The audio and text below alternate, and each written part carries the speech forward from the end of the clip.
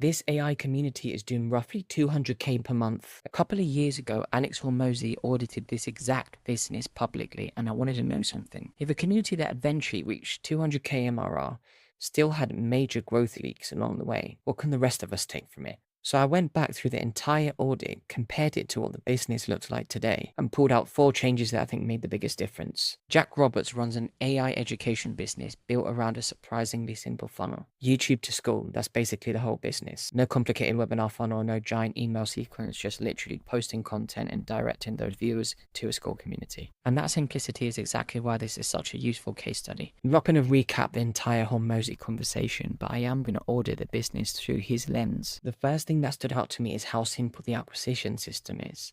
It's literally YouTube attention to paid community convert. The business definitely proves that a single content engine can support a very large community business. When I looked at Jack's older videos, I noticed something Hormozy pointing out immediately. If you actually dive into the videos are structured like tutorials. For example, instead of here's how the automation works, the better question is, how did this save someone 10 hours a week? One of the biggest shifts in the entire audit is that in the beginning, Jack's sales page talked about automations, talked about tech support, calls, software bonuses, classroom modules, that sort of stuff.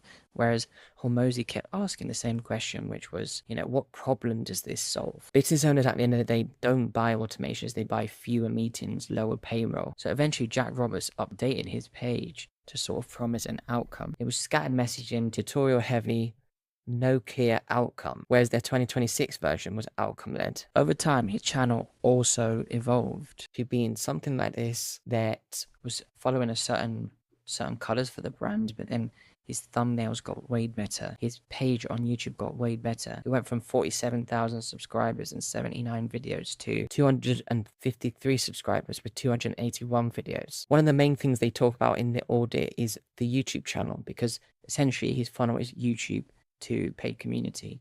So the YouTube side of things is super important. The first lesson was what he was doing was step 1, step 2, step 3. The viewer would learn, but then the viewer would close the tab. What he needed to do was have a setup in the video in the beginning. For example, one of the lines that were mentioned was repeat title, because sometimes your viewers will click on your video, and if you're not repeating the title, then they're wondering why they're even there. Talk about the struggle, turn that into a win, and then the viewer stays. Sort of have more of a story flow in your content as opposed to just providing information. The framework outlined was hook, ask a question, create tension, resolve that tension in the video. This is viewer psychology. You don't want to be just giving out explanations. You want to be telling a story in your content. This is a retention curve of if you tell story in your content or if you just give out tutorials. Lesson 2 is features versus outcomes, and how features, for example, weekly calls, private course, templates vault versus outcomes. Ship your first product, land your first client, get unstuck in 24 hours, replace your salary is so much more powerful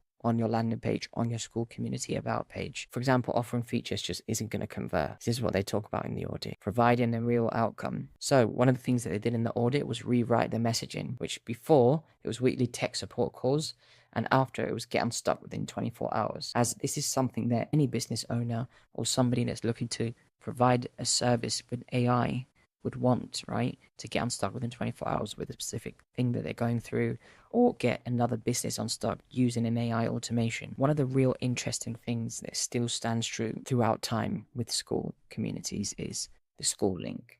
And having the link as the first link in the description in 2024, as 2026 now, this is still best practice. The third lesson was how the video teaches the concept, but wasn't including the dashboard that delivered the concept. What do I mean?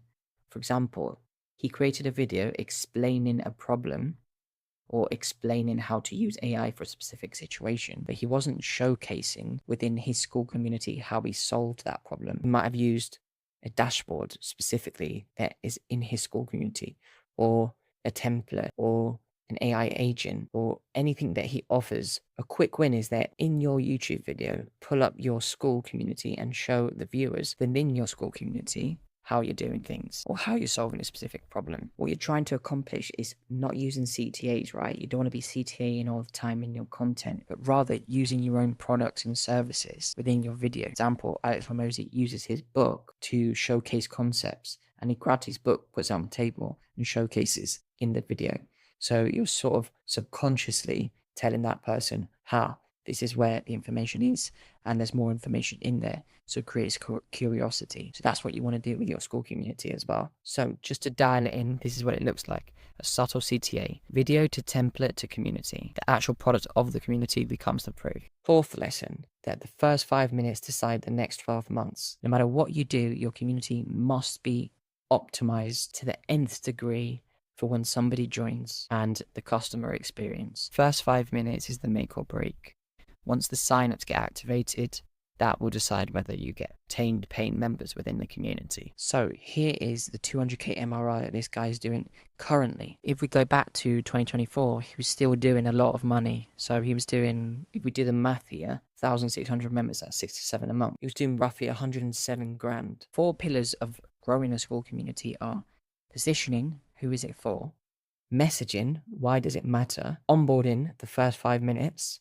And product integration from your content towards the product. Think about how to get people to subscribe. Think about your next video. So start with a topic, figure out the packaging, and then you make the video. Then you figure out 1 or 2 integrations. And integrations, I mean, where are you going to insert showcase in your Skool community?